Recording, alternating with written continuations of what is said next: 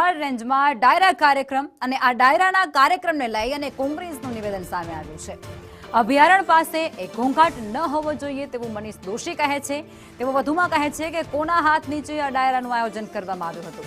આ સંસ્કૃતિના નામે ખોટા ખેલ કરવામાં આવે છે અને આવા પ્રકારની પ્રવૃત્તિ પર રોક લગાવવામાં આવે તેવી માંગ પણ કોંગ્રેસ દ્વારા કરવામાં આવી છે।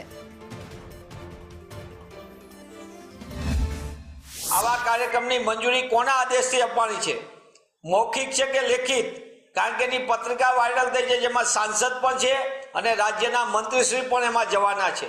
તો આ સમગ્ર બાબતમાં મેરા પીપળામાં સિંહ સહિતના વન્યજીવોને મોટું નુકસાન થવાનું હોય, આ ઘોંઘાટો છે, ત્યારે આવા ડાયરાના કાર્યક્રમને કોણ મંજૂરી આપે છે?